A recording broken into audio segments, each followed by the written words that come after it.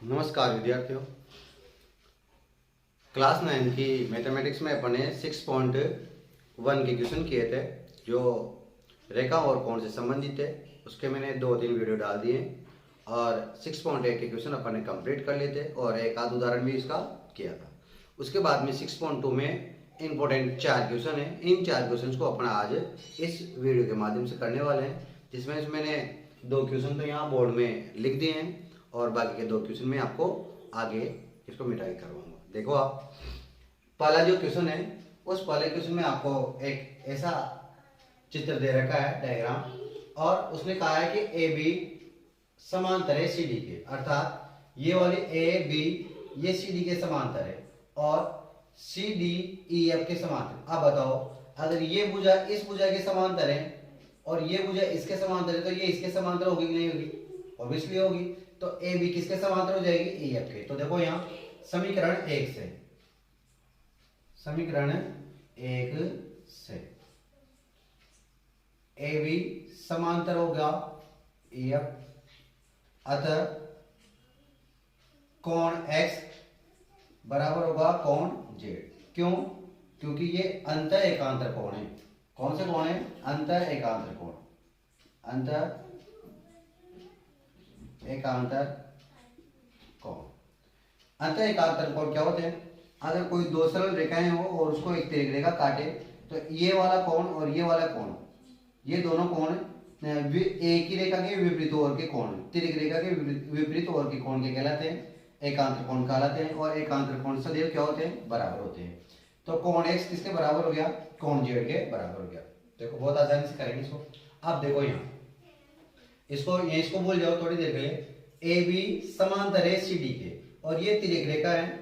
इस तिर्यक रेखा के ये दोनों x और y दोनों एक ही ओर बने हुए कोण हैं। तो इन दोनों कोणों का योग कितना होगा? 180 डिग्री हो जाएगा, क्योंकि तिर्यक रेखा के एक ही ओर बने अंत कोणों का योग कितना होता है? 180 डिग्री होता है। तो देखो यहाँ हम जानते हैं कि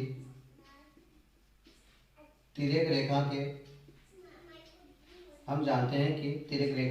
के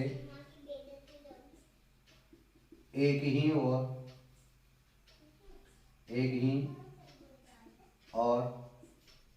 बने अंत कोणों का योग बराबर कितना होता है? 180 डिग्री होता है। देखो ये कोण और ये कोण तिर्यक रेखा के एक ही ओर बने हुए हैं, इसलिए इन दोनों कोणों का योग कितना हो जाएगा? 180। इसका मतलब हुआ कोण x प्लस कोण y बराबर कितना हो गया? 180 डिग्री। समीकरण नंबर 1, 2 इसको डाल देते हैं 3 और इसको डाल देते हैं 4। अब देखो यहाँ कोण x और कोण z बराबर है, अनुपात दिया हुआ है y और z का। तो समीकरण 3 और समीकरण 2 से मैं इस z की जगह पर x लिख सकता हूं। तो अनुपात मुझे मिल जाएगा y अनुपात x बराबर 3:7। तो देखो समीकरण 2 व समीकरण 3 से, समीकरण 2 व 3 से तो y अनुपात z है। तो ये y अनुपात z किस में बदल जाएगा? y अनुपात x में बदल जाएगा। क्यों? z और x बराबर है तो 3:7 आ जाएगा। अब देखो अपन को क्या ज्ञात करना है? x का मान ज्ञात करना है। यहाँ ज्ञात करके बताता हूं मैं x का मान लेते हैं। जब भी आपको अनुपात दे रखा हो तो सारे कोण निकालने की जरूरत नहीं है। जब अनुपात दे रखा हो और अनुपातों के मानों का कुल योग, जो जैसे आपको यहाँ x और y दे रखा है, अनुपात x और y, तो x और y के कोणों का योग भी अपन को कितना दे रखा है? 180। तो अपन डायरेक्ट x का मान निकाल सकते हैं। देखो कैसे निकालते हैं? कोण x बराबर, अब देखो यहाँ x का अनुपात क्या है? 7, y का अनुपात तो 3 है। y का निकालना होता तो y का अनुपात काम में लेते, x का निकाले तो x का अनुपात काम में लेंगे। x का अनुपात कितना है? 7 है। तो ऊपर अंश में तो रखना है 7 और बटे में रखना है अनुपातों का योग 3 + 7 और इंटू में आ जाएगा इनका कुल योग। कोण x और कोण y का योग कितना है? 180। तो 180, तो कोण x बराबर आ जाएगा 7/10 × 180 तो 10 से ये कट जाएगा और कॉन x बराबर आ जाएगा 7 इंटू 18।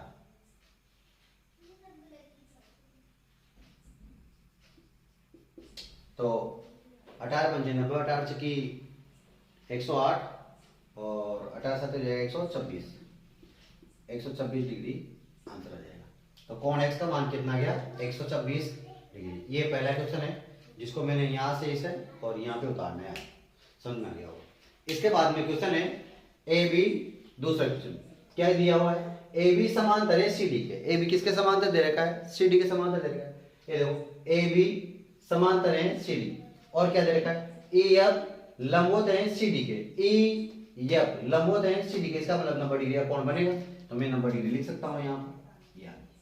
इसके बाद में कोण जी ई डी, देखो जी ई डी, ये पूरा कोण कितना दे रखा है, ये तो 90 है से, और ये पूरा वाला कोण दे रखा है अपन को 126 डिग्री। तो अपन को क्या क्या ज्ञात करना है, देखो कोण ए जी ई, एक तो ज्ञात करना है ए जी ई, ये वाला कोण। तो देखो ध्यान से ए बी समांतर है सी डी के, तो फिर ये वाला कोण और ये वाला कोण तो क्या होगा, बराबर होगा, एकांतर कोण है। तो देखो यहाँ ए बी समांतर है सी डी, अतः कोण ए जी ई बराबर होगा 126 डिग्री। क्यों, क्योंकि ये एकांतर कोण है। ये पहला आंसर तो कंप्लीट आ गया। इसके बाद में दूसरा आंसर क्या लेना है, जी ई एफ। देखो जी ई एफ ज्ञात करना है। तो देखो जी ई डी का मान कितना है, कौन जी ई डी बराबर दे रखा है 126, ये तो दिया है जी ई डी 126 है। अब इस जी ई डी को क्या लिख सकता हूं, देखो ये कोण और इस कोण के रूप में लिख सकता हूं। तो जी ई एफ, इसको क्या लिखूंगा मैं, G E F plus F E D बराबर भी 126 ही होगा। एफ ई डी का मान अपन को दे रखा है 90, तो कोण जी ई एफ प्लस 90, इसका मान कितना है 90 दे रखा है, क्योंकि ये एफ सी डी क्या है, लंबवत है और बराबर में आ जाएगा। इसको लिख सकता हूं मैं 90 प्लस 36, 90 से 90 कैंसिल हो जाएगा, कोण जी ई एफ बराबर आ जाएगा 36 डिग्री। ये दूसरा आंसर। इसके बाद में देखो तीसरा कोण क्या ज्ञात करना है आपको, एफ जी ई। तो देखो ये कोण कितना है 126 है, अभी पर निकाला, तो ये कोण कितना होगा, इन दोनों का योग कितना होगा 180 डिग्री होगा। तो तिर्यक रेखा के एक ही ओर बने रेखीय युग्म कोणों का योग 180 डिग्री होता है। तो हम देखो यहाँ लिखते हैं, हम जानते हैं कि रेखिक युग्म कोणों का योग बराबर 180। अब देखो ए जी ई कौन सा है, ए जी ई प्लस ए कौन है एफ जी ई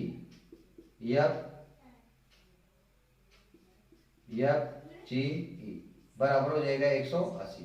अब ए जी ई का मान कितना दे रखा है 126। अब मैं इसको मिटा देता हूं, ये आपने उतार लिया होगा, आप लोग देख लें, मैं इसको मिटा के फिर इसको यहां करता हूं।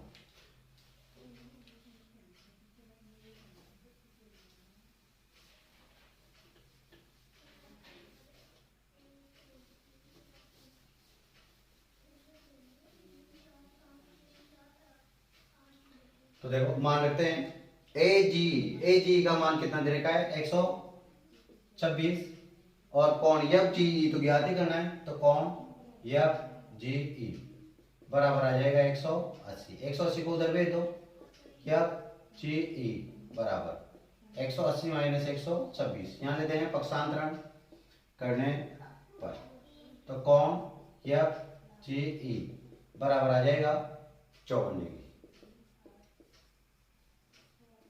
आंसर 54 आएगा 4 30।